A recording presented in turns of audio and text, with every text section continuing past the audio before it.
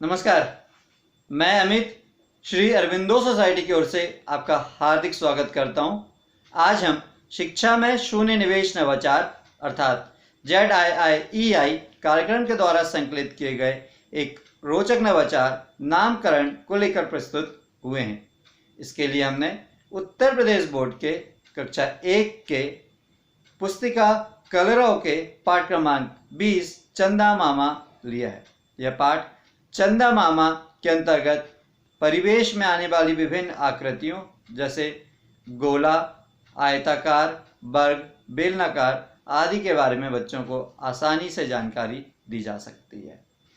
इस पुस्तिका कलरव में हिंदी और गणित दोनों के पाठ शामिल हैं। तो चलिए हम देखते हैं कि किस प्रकार से हम इस नवाचार नामकरण का उपयोग करते हुए यह पाठ समझते हैं। इस नवाचार नामकरण में विद्यार्थियों का नाम पाठ के कॉन्सेप्ट के ऊपर और पाठ के तथ्य के ऊपर रखा जाता है, जिससे बच्चे लंबे समय तक इस कॉन्सेप्ट को ध्यान में रखते हैं और समझ जाते हैं। यही इस नवाचार की मुख्य नवीनता या विशेषता होती है।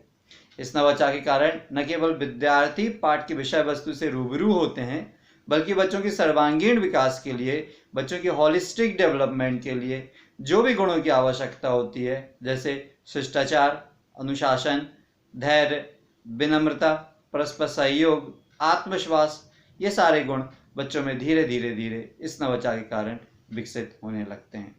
तो चलिए हम देखते हैं कि किस प्रकार से हम इस नवाचार का क्रियान्वयन अपनी कक्षा में कर सकते हैं।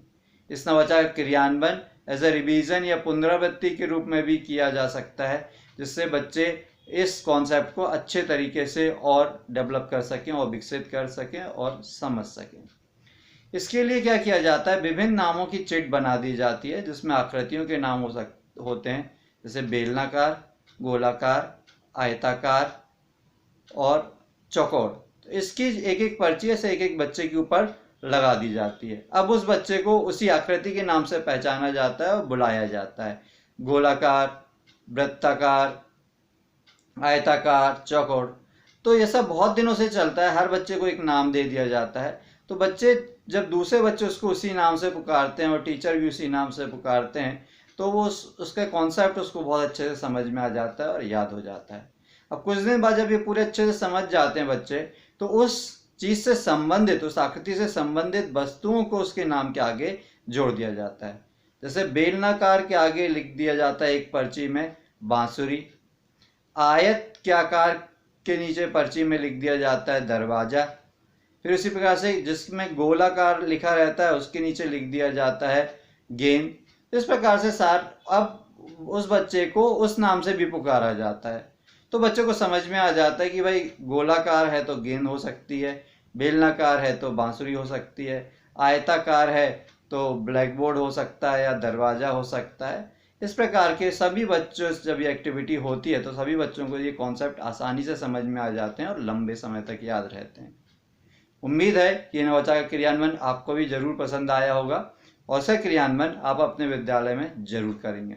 हमें पूर्ण विश्वास है कि इसके बहुत अच्छे सकारात्मक परिणाम आपको देखने को मिलेंगे और आपके स्कूल की लर्निंग आउटकम में जरूर वृद्धि होगी।